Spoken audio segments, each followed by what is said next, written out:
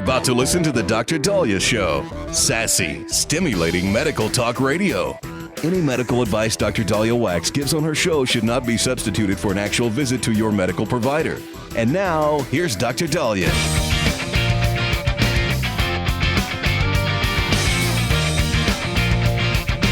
All right. We are back on the Dr. Daliah Show. Thank you all for tuning in. 1-877-DOC-DALI, 1-877-DOC-DALI. Well, one of my favorite fish growing up was the octopus. I thought the octopus was so cool with its little tentacles and the legs and I thought starfish were great, but then they're not called starfish. They're called sea stars. And they're cool, but my favorite, I just loved octopus. I think octopuses I don't like eating octopus. I'm not a big calamari fan, but I thought octopuses were cool until I saw a video of a little crab walking along the rocks on the beach, enjoying a little bit of the sun, walking around, and an octopus jumping out of the water, grabbing it, and then pulling it back underwater, and then crushing it.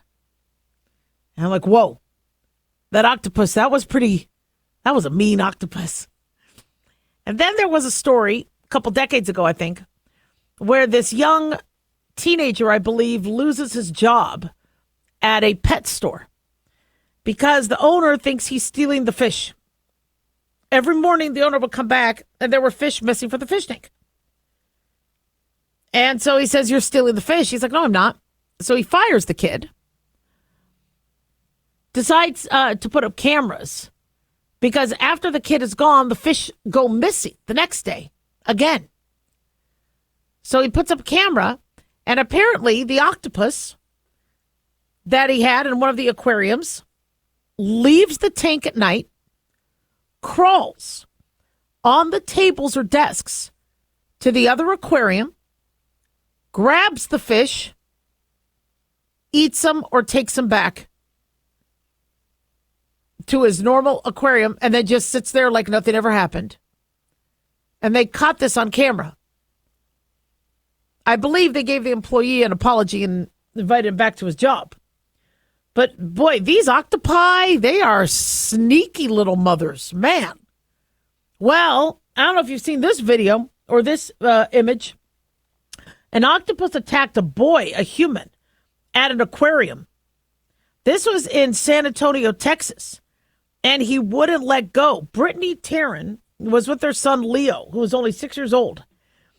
And the little boy gets ambushed by an octopus that started to climb out of the the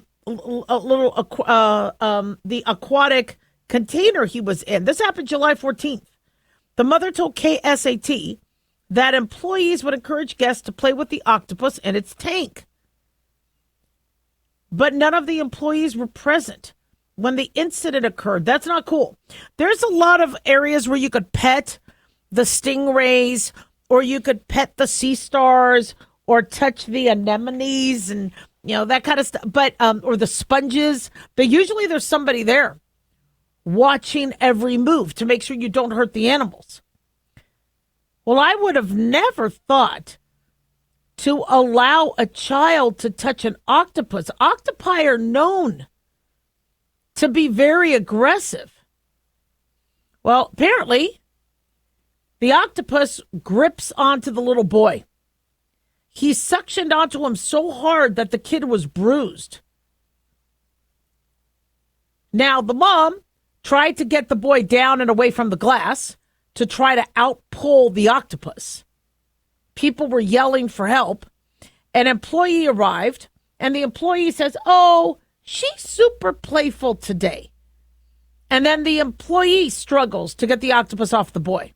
Worker calls for backup, according to the Daily Mail. Other staffers show up to try to get the octopus off him. And then the octopus wrapped around the other employees before releasing their grip. Now, you see the bruises that the kid has from his wrist up to his armpit. People ask, how do octopuses kill? Well, one is they could crush their animal, crush their prey. If it's like an animal that's not amphibious, and or can't live in the water, they could suffocate them. The weight and the suction, they have a lot of power where they could crush they'll do that with crabs, or they'll crush them. Also, some octopuses have venom, and they could, with their little beak, inject the venom that could also hurt and paralyze and kill. So they're not benign animals. 2 hours later, they returned to the tank, the mom and her son. The son was pretty cool with it. He was pretty relaxed and chill. But apparently this aquarium was, I guess, big enough for them to still be there. When I go to aquariums, I'm rarely there over 2 hours because there's not that much to see. I mean, there's a lot to see, but I don't know. But anyway, they come back 2 hours later, and the octopus stink eyes the kid. He made eye contact. Then he swims over to the boy again and turns white. Now, she's contacted the aquarium to see if the octopus is still there, if they've enclosed that petting area to protect other kids. But wow, that was pretty crazy. So,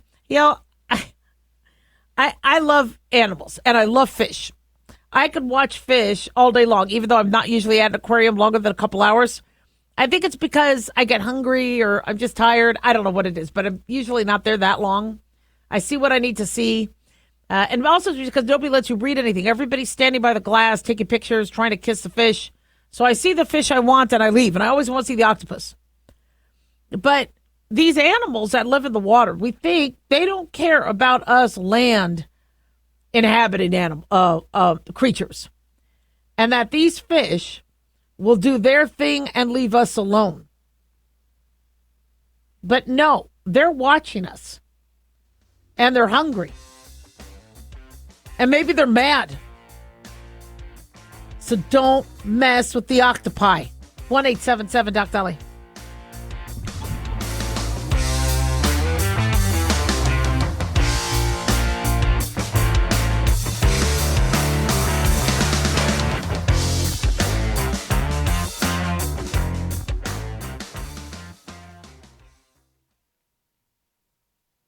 Dr. Daliah here. Are you tired, burned out, gaining weight, succumbing to the daily pressures of life? Well, how's your dopamine doing? How you feel right now, how you'll feel an hour from now, and how you'll feel next week is completely reliant on your dopamine. Our daily motivation and willingness to push through challenges depends on the intricate chemical process dopamine provides. Christian Kalikas and I created Deploying Dopamine, a book that tells you what dopamine is, when it dysfunctions, and how to successfully deploy it when needed. Find Deploying Dopamine on Amazon today. Check it out. Lisa Wolf here to tell you about our newest website for old-time radio lovers. It's 100radioshows.com. At this site, there are 5 old-time radio shows waiting for you to download free as our gift to you. And be sure to browse the additional 700 old-time radio shows available to you for 70% off by using the promo code RADIO at checkout. This is a limited-time offer, so log on to 100radioshows.com. That's 100radioshows.com.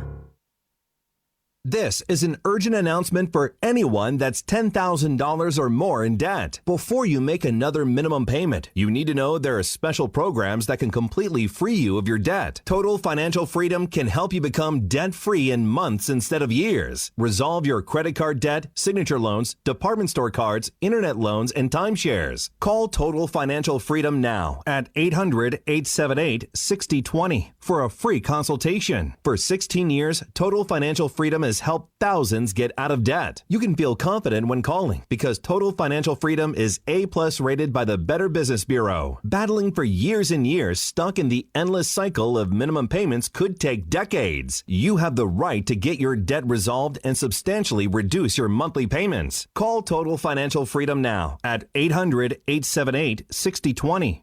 That's 800-878-6020. 800-878-6020.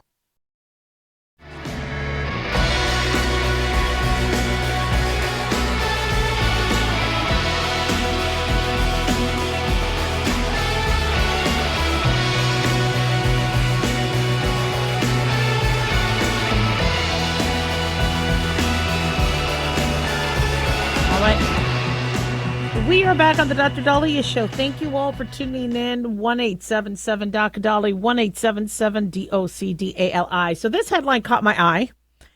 Vaccine by dental floss. Not a vaccine for dental floss, but dental floss being a mechanism to vaccinate you. I know some of you are like, please, no more vaccines. But this is intriguing. New study led by Texas Tech University and University of North Carolina suggests that a thin filament, such as dental floss, could double as a vaccine mechanism. In animal models, the researchers showed that dental floss can effectively release vaccines through the tissue between the teeth and the gums. In the study, the flossing technique triggered the production of antibodies in mucosal surfaces, such as those lining the nose and the lungs. And the findings were published in the journal Nature Biomedical Engineering. And these mucosal surfaces, we've been using for a variety of actions. One is if you're low on blood sugar, what you put in your mouth can be absorbed very quickly. For medications that cause you to be nauseated, or like medications that help treat nausea, the sublingual sticking under the tongue and it dissolving, like Zofran, ondansetron, that works incredibly well. Mucosal linings know how to absorb and absorb fast. So, co-author Harvinder Singh Gill says mucosal surfaces are important because they are the source of entry for pathogens like influenza and COVID. He is a professor of chemical and biomedical engineering at North Carolina State University. He said with the traditional method of injecting vaccines, the antibodies are primarily produced in the bloodstream. He said, but we know that when a vaccine is given via the mucosal surface, antibodies are stimulated not only in the bloodstream, but also on the mucosal surfaces. So why not have a 1-2 punch where not only you have vaccine protection in the blood, but also in the gums? He says this improves the body's ability to prevent infection because there is an additional line of antibody defense before the pathogen enters the body. The vaccine enters through the junctional epithelium, which is the thin layer of tissue in the deep pocket between the tooth and the gum. This is why you got to really protect your gums, people. The tissue does not have the same barrier as other tissue linings, so it can release immune cells into the body. So in the study, the researchers added a peptide flu vaccine to unwaxed dental floss. And then they flossed the teeth of lab mice. I'm sure the mice like that one. But then they compared the effectiveness of the floss-delivered vaccine to a nasal or oral vaccine. And they found that applying the vaccine to this junctional epithelium in the gums produces a far superior antibody response on mucosal surfaces than the current gold standard for vaccinating via the oral cavity or putting a vaccine under the tongue. So if they say that this dental floss type flu shot could be even more effective than the flu shot, that's interesting. They say in addition to flu, they tested it for other vaccine types, proteins, inactivated viruses, mRNA. mRNA is like the like COVID, and the inactivated viruses are what we do with the flu shot, where we kill or inactivate a flu particle such that it can't make you sick, but it has the shape. It's for the body to learn your shape and then produce antibodies. What about floss picks? I don't like dental flossing as often as I should. I should dental floss more, but the string and wrapping it around my fingers, and I don't know, for some reason it bothers me. These floss picks, I don't like to use either. I think they work well, but it's not enough dental floss. It's just a small amount, so you got to go through a lot of picks if you want to make sure it's clean, because you don't want to use something, I when I floss, and then I wipe off the floss, and then even if there's no food there, because I just don't want to spread plaque and germs to other areas of the gums. But they say they looked at floss picks and also found efficacy.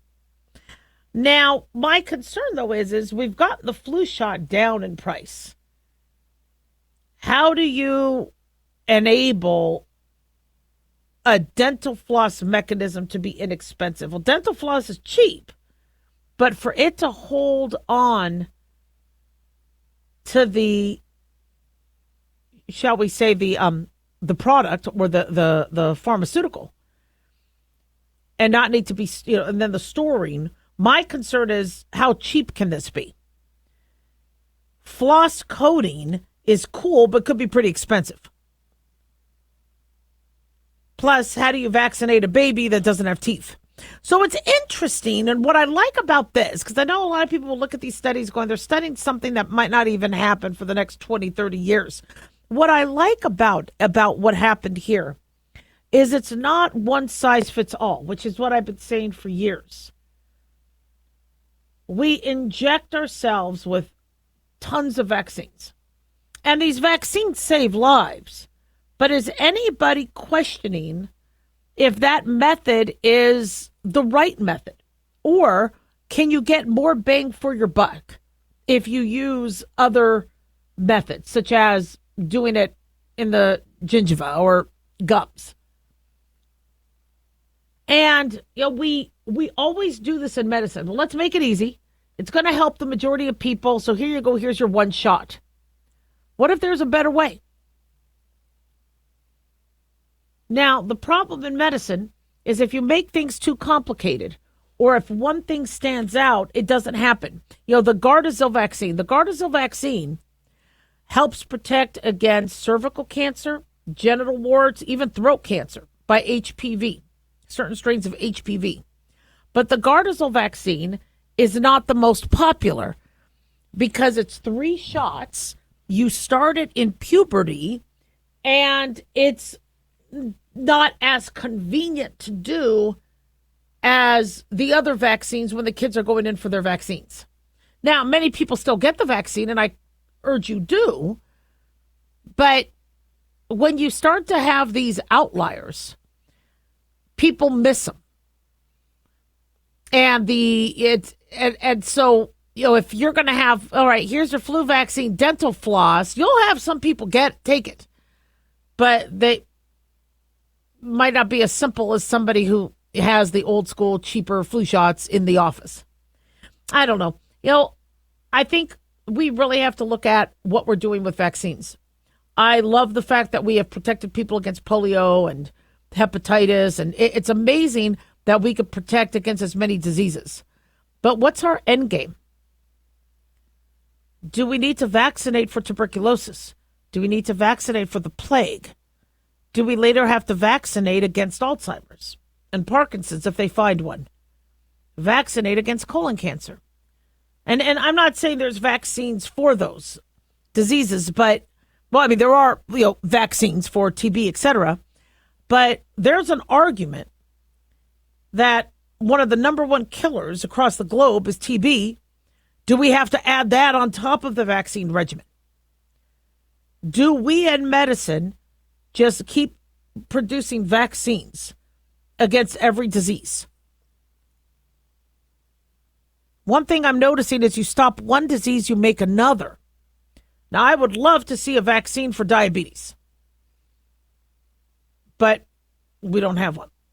And again, if it's not a pathogen or it's not an antibody you're trying to block, no.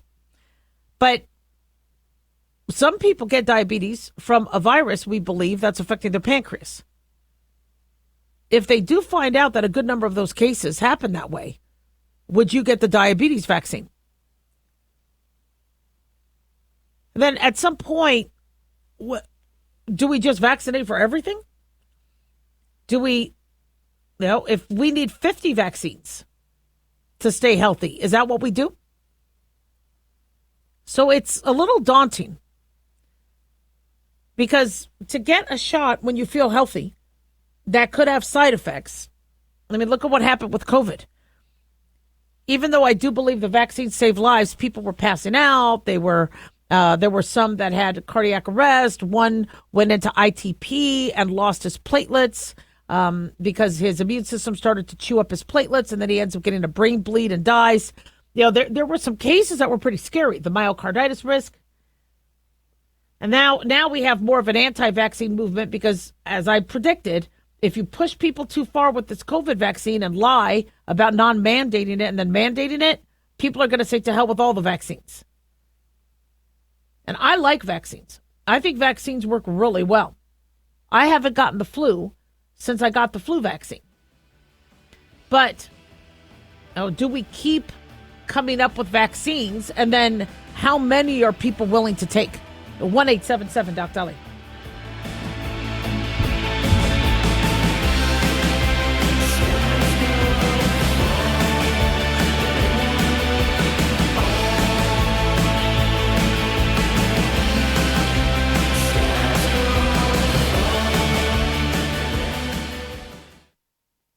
At Hot Shot Secret, we share the science behind common diesel problems and their solutions. For example, Diesel fuel cetane levels. in many states, the cetane rating in diesel fuel is 42 to 45. Most diesel engines operate more efficiently with a cetane rating of 48 to 50. One treatment of Hot Shot Secret Diesel Extreme will raise your cetane 7 points, increase fuel economy, and improve cold starts. Due to a cleaner burn, there are less hydrocarbons and particulate matter in your exhaust. This reduces the blockage of your diesel particulate filter. Using Diesel Extreme generates 83% less DPF regeneration. The 6-in-1 Diesel Extreme formula also includes the most concentrated detergent on the market, lubricity enhancer, water demulsifier, rust and corrosion inhibitors, and a fuel stabilizer. Hot Shot Secret Diesel Extreme is available nationwide at truck stops, fine farm and auto stores, and online at hotshotsecret.com. Hot Shot Secret, powered by science.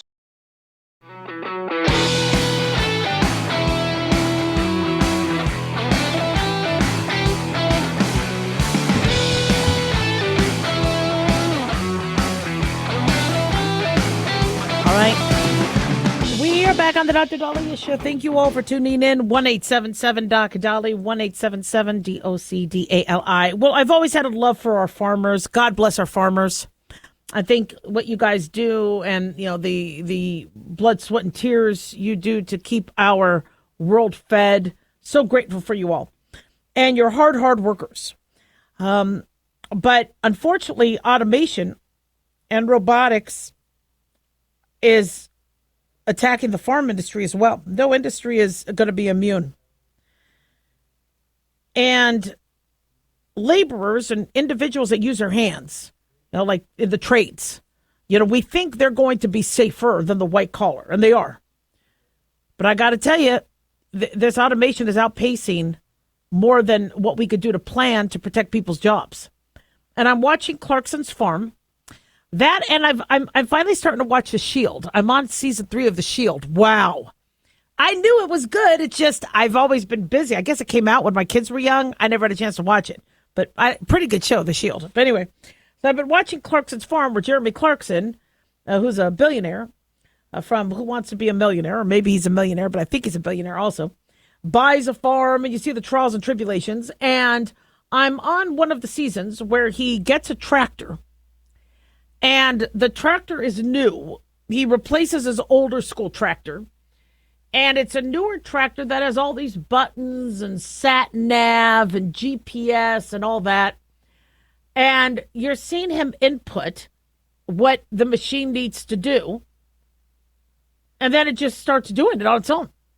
And he said, so I just sit here with my arms crossed. And it just is doing the work. And my husband and I are looking at this going, they must have automated tractors, and they do.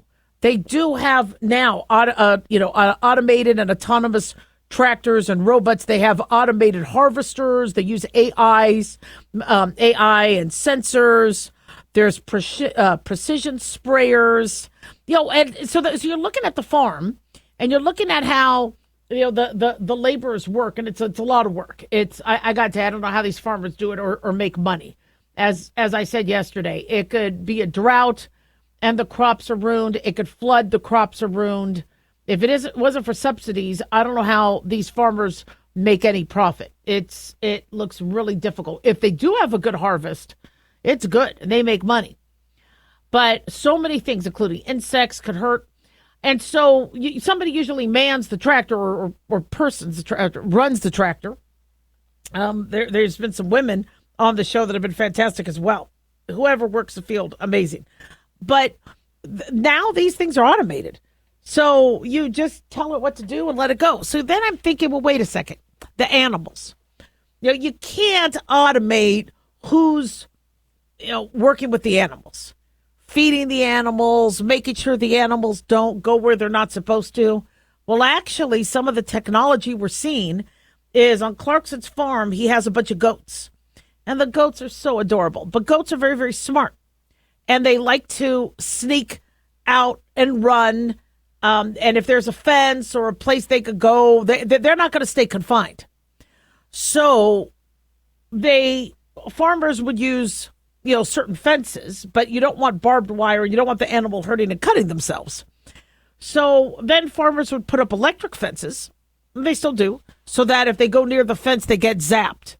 But now the technology is such where you have these shock collars on the animals, where they get an audible warning when they're starting to go where they're not supposed to go.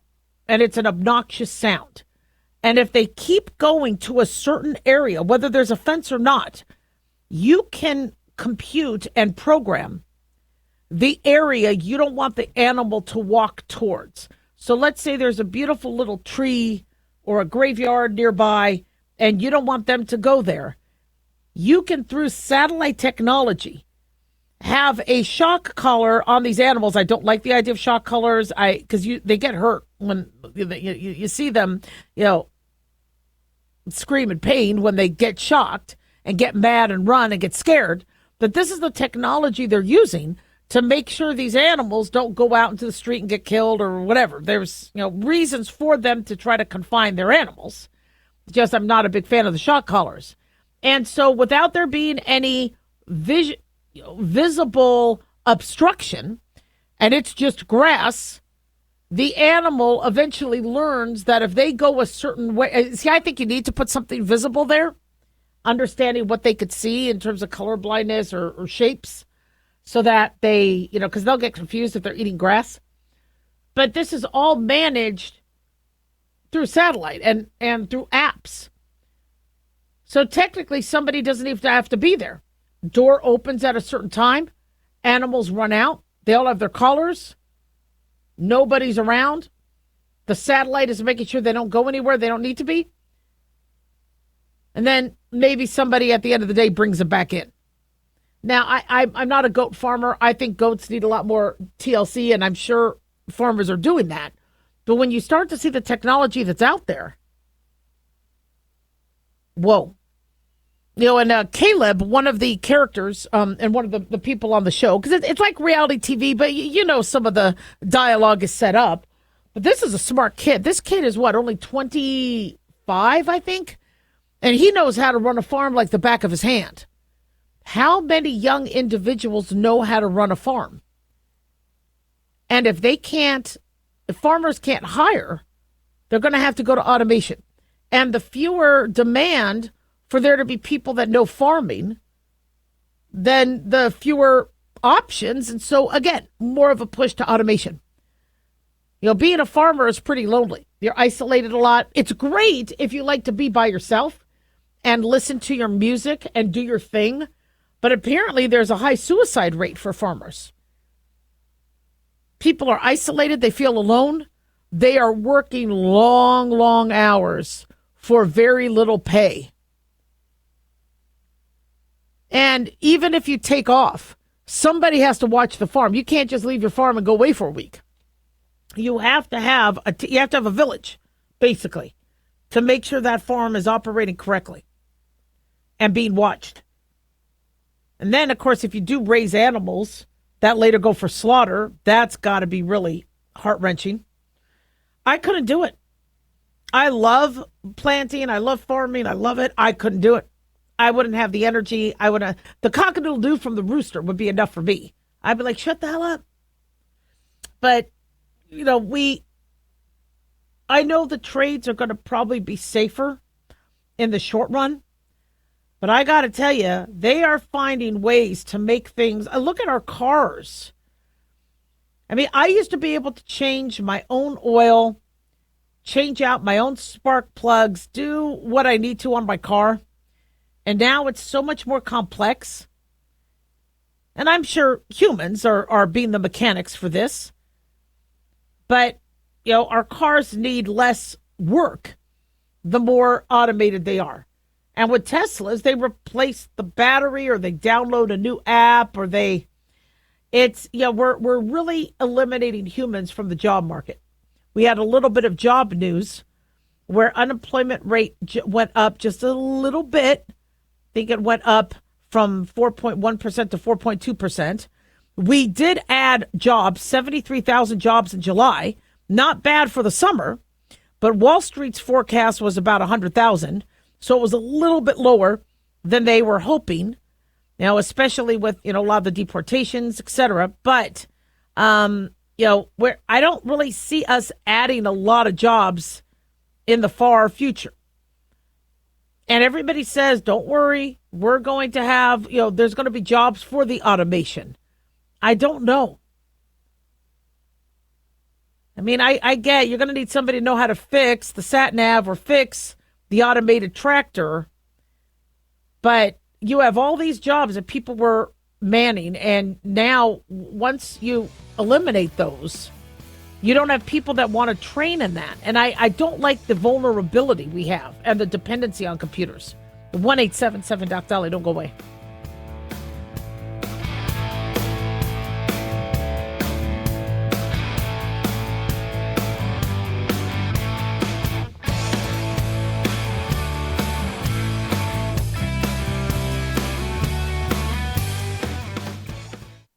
Hey guys, it's Dr. Daliah. Fantasy football season is coming, but sadly, too many of you are taking the bench while the country takes part in one of the most exciting and lucrative industries out there. Don't know how to play? Well, huddle up and listen. Paul Kalikas and I have written a fantasy football pocket guide for beginners. This book walks you through the basics and shows you how simple and lucrative joining or creating a fantasy football team can be. Read our fantasy football pocket guide for beginners found on Amazon or follow the links on X and Facebook. That's Fantasy Football Pocket Guides for Beginners. Don't be left out. Have you ever thought you'd like to buy and sell houses but didn't know how or where to get the money? My name is Ron LeGrand, and over the past 40 years, I've bought over 3,000 houses without using my money or credit and taught thousands to do the same. Today, even in a virtual environment, we buy nice houses in nice neighborhoods using no banks, realtors, contractors, or other costly entanglements, and build huge cash flow and wealth without the hassle of tenants, all without credit and little or no money. You don't need a license or experience, and I'll show you exactly how it's done. Text FREE to 99799, and I'll send you my free training. I promise you I'll change the way you think about real estate and open the door to a new lifestyle that doesn't involve risk or rehabs and can quickly replace your current income. Text FREE to 99799, and let me show you how to take your life back and build cash flow and wealth from your home. That's FREE to 99799. Again, FREE to 99799. As an organ donor, your story doesn't have to end. The good in you can live on. In fact, you could save up to 8 lives and restore sight and health for many more. Sign up right now online as an organ, eye, and tissue donor. You'll be happy you did. And just maybe, someone else will be happy too. Go to organdonor.gov. It saves lives. U.S. Department of Health and Human Services, Health Resources and Services Administration.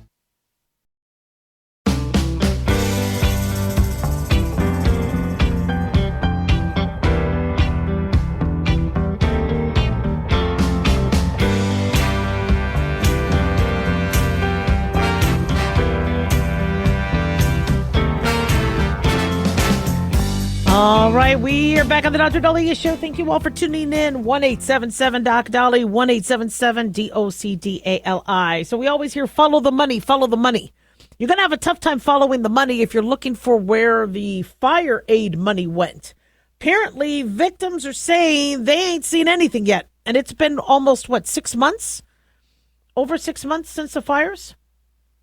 We're being told that fire aid, which they did a big concert with some real heavy hitters and some big celebrities donating, and you had Miles Teller there and Samuel Jackson and all these artists trying to raise money during the Pacific Palisades and Southern California fires that happened in January. But victims are wondering where the $100 million went. We're being told that the money went to 188 nonprofits, did not turn out to be direct payments. Now, I get it's really difficult to stand on a street corner and know if somebody's getting money twice. I understand giving money out, that's difficult, but when you do hold a benefit concert, there is a way to work with local authorities. There is a way to work with the local government to figure out the best way to give the money. But instead, it went to a bunch of nonprofits. Now, maybe these nonprofits did, in turn, use the money for doing good and helping these victims.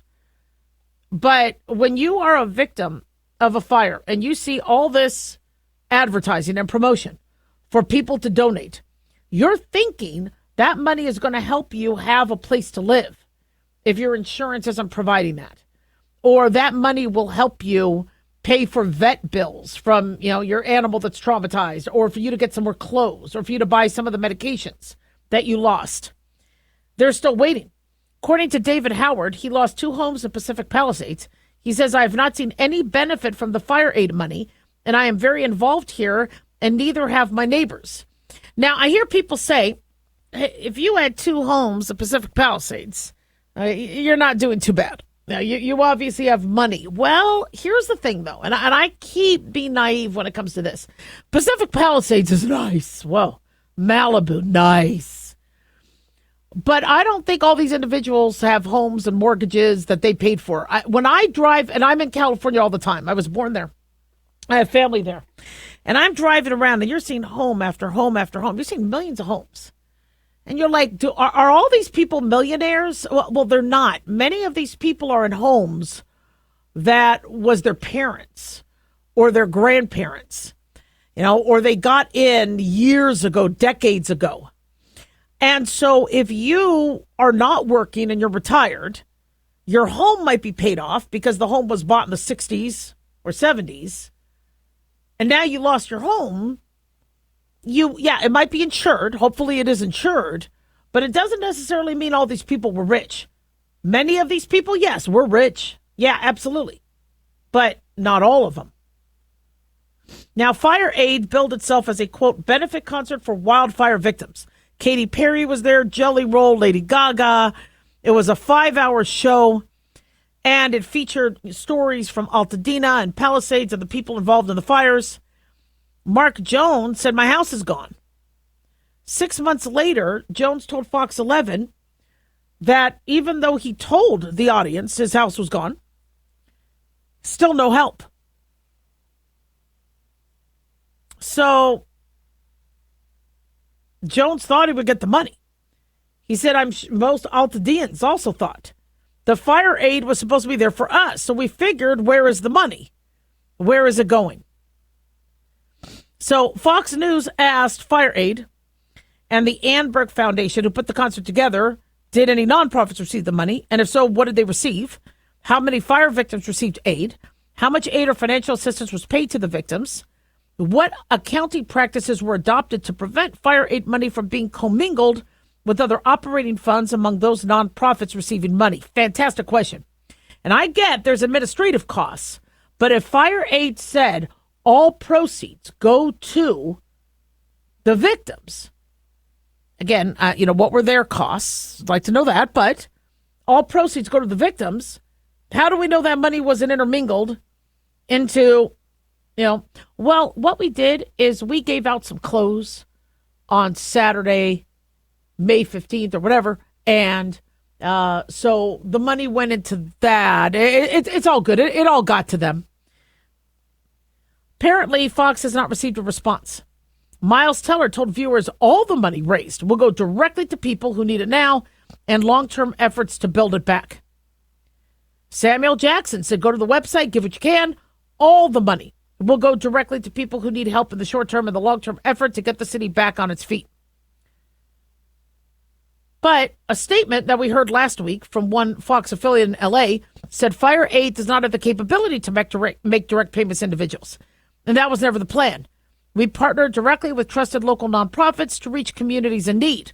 That's okay if they do, but then you got to say that on stage. How many of us donated? This is why I love donating blood. Because I know that blood is going to go somewhere. It's not going to go into somebody's pocket or for somebody's desk, right? Or a bonus for Christmas. It is going to go to an actual person who needs it, a patient. And that's why whenever there are issues, such as a catastrophe such as this, I like to give the clothes. I like to give the cans of food. That's why I love food drives. People can always say, just give us money. But then where does the money go? I would rather, or school supply drives. I think school supply drives are fantastic. I came up with tools for teachers where not only did we collect school supplies because teachers had to buy them out of their own pocket, but also stuff for the teachers. Teachers need Kleenex. They need soap, lotions, pillows for their back chair, things for them as well. So to help them be better teachers and more comfortable when they teach. But if you just give money, the money can be flushed somewhere. So there are some groups that did get money that we know do well, like Meals on Wheels, and they do good for individuals. But we're being told that there were 188 nonprofits that got the money. And some of these individuals do a lot of social justice type work, but what money did you give the fire aid victims? How do we know they got the help they needed? And what really stinks is if people think that the money's not going to go where it needs to go, they're going to be reluctant to donate next time. And God forbid, we're expecting another earthquake, more wildfires, flooding, hurricanes. Getting big stars to say all the money will go to people in need. You feel good helping and doing something because you feel guilty for, being in your comfortable home when people are displaced and out of their homes. And some people don't care. They're like, if I gave the money, I feel like I did my part. But a lot of us do care because we want to make sure those people have help. And if giving money to a phone number or calling in to a telethon after we hear Samuel Jackson or Miles Teller plead for money isn't necessarily translated into something that's really helping victims, then I say we do different. We do something different. We get together, rent out an apartment building or a small motel, and then let people stay in there. It's interesting. There's been a lot of scams where people say they have cancer, so they collect money so that they can pay for their cancer treatment. What I always recommend is say, look, I'm going to send the payment to your doctor's office. Where is your doctor's office? Give me the account number. I don't have to know any specifics, but I am going to pay the doctor. And if they're like, no, just give me the money, then you kind of wonder, are you really using it for your medical bills? 1-877-DOC-DOLLY. Don't go away.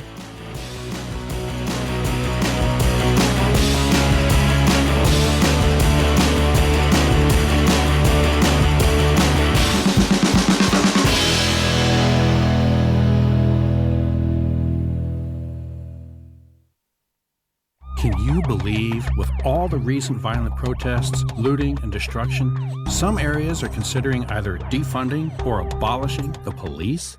At a time when America's neighborhoods need the protection of police the most, some elected officials would rather create more chaos by playing politics. If you're sick of elected officials caving in to demands of the radical left, you're not alone. It's time we stand up and declare our support for local police. The majority of police officers are important partners in protecting our God-given rights. If you prefer freedom over chaos, then learn how you can help protect the local police that serve your community. Call today and request your free Support Your Local Police info packet. Dial 800-JBS-USA-1. That's 800-JBS-USA-1. Request your free Support Your Local Police info packet by calling 800-JBS-USA-1 today.